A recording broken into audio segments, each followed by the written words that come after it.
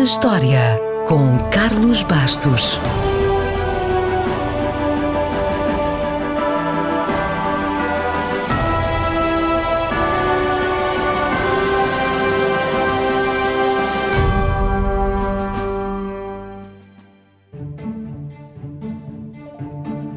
Neste dia, em março de 1819, uma das ruas comerciais mais elegantes de Londres tinha sido inaugurada há menos de 24 horas.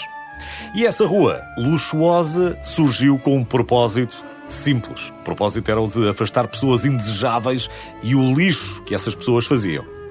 Nessa altura, Lord Cavendish estava farto de gente pobre, sem maneiras, que passava a vida a deitar lixo para dentro da sua propriedade, particularmente conchas de ostras. Ora, ele poderia, como o Trump, 2 séculos mais tarde, ter tido a ideia de construir um muro, mas não. Ele decidiu fazer algo muito mais ambicioso. Basicamente, ele pediu ao seu arquiteto para projetar uma rua fechada só de lojas de luxo e que tivesse telhado para proteger os clientes da chuva ou do sol.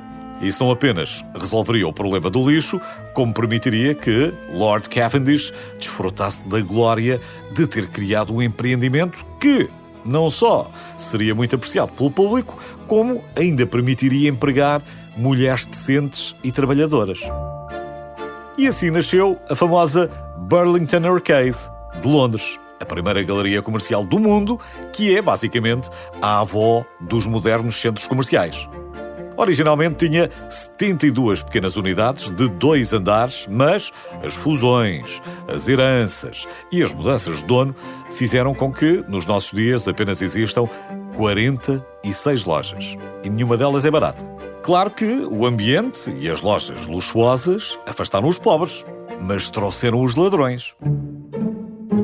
Não havendo ainda uma força policial, tal como a conhecemos, quando a Burlington Arcade abriu, Lord Cavendish criou a sua própria polícia, os Beadles, que eram soldados do seu antigo regimento e alguns eram veteranos, imagine, da Batalha de Waterloo.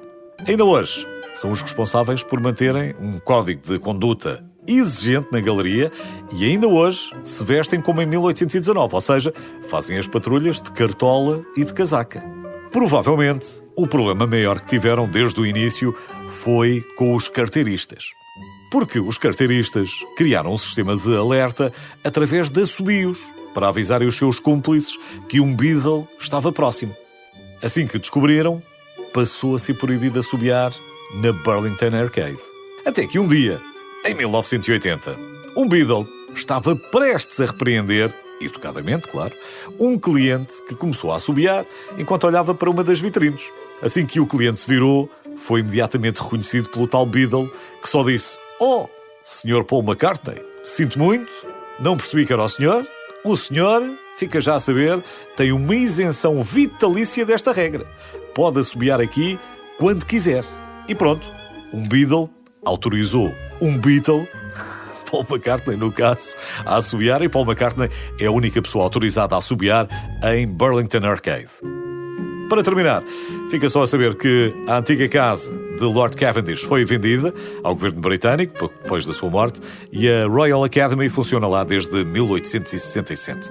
Aliás, a própria Burlington Arcade já foi vendida e comprada por muitos milhões ao longo dos anos. Nada mal para um empreendimento que surgiu com o propósito de afastar pessoas indesejáveis e o lixo que faziam, principalmente as conchas de ostras.